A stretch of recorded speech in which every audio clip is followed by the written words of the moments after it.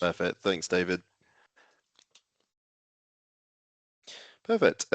So just to get us started then, Bradley, John Joe, I might jump between the two of you a little bit depending on the question themes.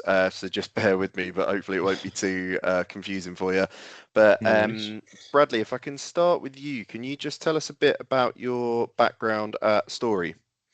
Yeah, no worries. So I've worked at Story now for 5.5 years, give or take a few months. I was previously a trainee engineer going through the graduate scheme, which has been very beneficial to my career, I believe. I'm now a site engineer since graduating in December of 2024. So like now my main responsibilities are site setting out, controlling levels and stuff on site, as well as completing all of our quality information, controlling document control, ensuring we're following designs to the like specifications we're given, as well as just general health and safety files and the RAMS documentation. Great, thanks, Bradley. And just if I can ask the same of you, John Joe, can you just tell us a bit about your background at Story?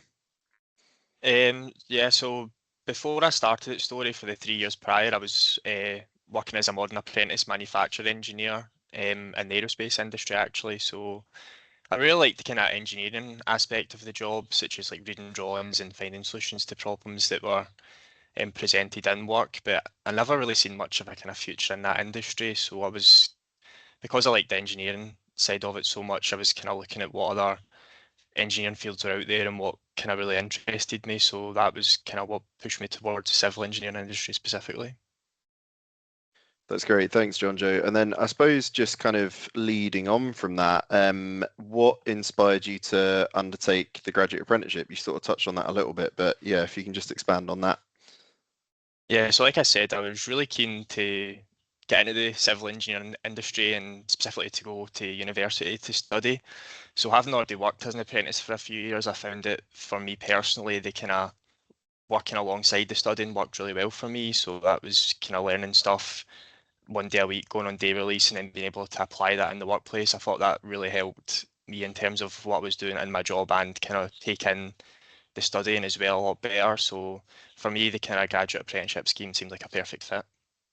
Yeah, quite a nice example of the apprenticeship family kind of working as intended there in terms of you having done the MA, getting used to that balancing work and study, and then the graduate apprenticeship then is kind of a bit of an easier transition. Keeping with that theme then, Bradley, obviously you mentioned you're a graduate apprentice yourself. Can you just expand a bit on your kind of motivations to follow your own graduate apprenticeship journey there? Yeah, so similar to John Joe, but I actually went into graduate apprenticeship straight from school. I left in fifth year and went straight into it. Again, I just the idea of getting real life experience and, to be honest, earning money whilst I was studying, it just appealed to me more than doing full-time study. So yeah. Yeah, just that balance of being able to develop and it, kind of, as you say, the reality of being able to earn as well, because Yeah. it is a very different picture as if you had studied full time for 4 years and then kind of begun your career. Yeah, and then, Okay, so I think we'll probably slightly diverge now, given John Joe, you're still a current apprentice, and Bradley, you're maybe more representing the employer's side of things. So John Joe, can you just tell us a bit about your current role and how you find balancing work with kind of studying towards your degree? Yes, so my current role at Story is as a trainee engineer. So a typical day in the workplace would maybe consist of working out on site alongside the site engineer. So that would be kind of setting out on site and reading drawings and working with the guys that are working out on site. And then on top of that, kind of office-based work. So that's ensuring that all the kind of paperwork that goes alongside what's happening on site is up to date and correct. And in terms of managing work and study, I think I've managed that really well so far. Story are a really supportive employer, so whenever I've got downtime in work, they are more than happy for me to kind of crack on my uni work, and then specifically when exam season comes round, they're happy for me to take a few extra days before exams to just solely focus on the studying. Yeah, that's good. Sound like a very supportive employer, and I suppose that probably chimes with your experience as well, Bradley. Yeah, definitely. Yeah, definitely. Yeah, they're very supportive. Like, it's kind of quite open to when you need time, you'll get time. It's very seldom that you won't. So Yeah, no, that's perfect. And that kind of answers the next question I was going to ask you, really, John Joe, which was around the support that you've got from Story while you've been doing your graduate apprenticeship. But in terms of the university, could you just touch on the support you've got from the university and maybe those two interacting? Yeah, so I think, like Laurent said, there's the courses that you do in person and the work-based learning. So with the work-based learning, there's not much, well, there's no contact between you and the lecturers, but from my experience so far, they're more than happy for you to reach out over email or to arrange in-person meetings whenever you're in university. So for me, it's on a Friday. So from that aspect, I've not had any issues. And then I think Lauren said as well, at the start of the year, I was assigned a work-based mentor and a personal tutor. So I have quarterly meetings with both of them to discuss any results or feedback that I've received so far throughout the year. And then during this meeting, that allows me to set goals to achieve before the next meeting. So that kind of gives me a vision of what I need to try and achieve before the next meeting. Yeah, so it's really about having that kind of triangular relationship between the university, yourself, and the organization as well. Yep. Okay, where shall we go next? Sorry, Bradley, I will bring you back in a second, but I think we'll stick with John Joe Yeah, no because worries. the themes are running into each other quite nicely here. So on that theme of kind of those individual learning agreement meetings, working out the kind of work that you'll be doing over the coming months or over the next semester, how do you find you're able to apply your learning in the workplace? And can you maybe give us an example of that? Yeah, so well, I've only started the story in August, so obviously I've not been with the company for too long, but I found it, like I kind of touched on earlier, that working on site 4 days a week and having that one university day, I think that it really works well because the things you're learning at university, it's maybe making you think about what you're doing on site a bit differently and giving you a kind of greater appreciation for it and understanding of why it's happening. And then maybe for a specific example, one of the courses I'm taking just now is civil engineering materials. So from my experience before that, it was just concrete is concrete, but kind of doing this course, I've understood, the different type of concrete mixes you can get and why you would use different concrete mixes for specific purposes. So that means that when I'm working on site and we're either ordering concrete or concrete is being delivered, I can kind of have a greater understanding, appreciation of why that specific kind of concrete mix has been chosen. So there's more to concrete than meets the eye. Then is Yeah. the message there. But no, that's a good example, and that's a good example of being able to apply that learning in kind of real time. Whereas I suppose if you did a traditional degree, you'd maybe learn that in year one, and then when you got into your first role, you'd be kind of trying to consult your notes and remember why you'd use different types of concrete in different scenarios. Bradley, to jump back to you then, from Story's perspective as an employer, could you just tell me a bit about the kind of key drivers for the business choosing graduate apprenticeships as a kind of talent strategy, I suppose? Yeah, so I think like story contracting, the apprenticeships kind of aim to address a skill gap in the industry, and it provides a bit of a better pathway for individuals to gain experience whilst getting their degree at the same degree as a full-time student. And again, going back to like it allows people to earn money whilst they're doing the same degree as a full-time student. Typically, as Lauren said earlier, 4 or 5 years at uni. Um,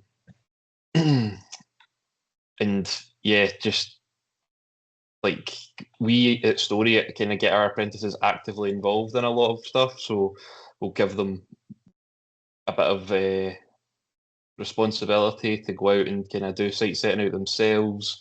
We'll allow them to do some takeoffs, look at drawings, kind of learn what materials we need and let them do it themselves. Like obviously we'll do checks just to make sure, but yeah, like we kind of give them a bit of responsibility to get them more confident, I suppose, in their role for when they finish uni. Yeah, so you're getting them to be productive members of the organization, which Yeah, is interesting because I think that's often the perception from outside for some employers is that actually we're going to need to train someone for 4 years before they're productively contributing to the business, but yeah, not necessarily the case across a lot of employers, and it sounds like that's the same for Story. Yeah, so I think it kind of it kind of gets to the point where once they're finished their graduate apprenticeship, they are kind of ready to just go into the site engineer role or whatever role they are going into, and just that's them sorted, and they're kind of quite confident in that role themselves. The support's still there from everybody, but they're normally quite independent. Yeah, no, that's great. And then I suppose as a follow-up on that theme, what is it about the Heriot-Watt civil engineering program specifically that suits the business? I think it works really well in tandem. So Story have their own kind of graduate scheme for apprentices coming in, where we kind of put them through. They'll do X amount of time on site, being kind of site engineer, and then they'll go and do secondments in, say, our commercial team or our geotech team or our planning team or some, such like. And it kind of, their work-based learning reports work in tandem quite well with our graduate scheme in that sense.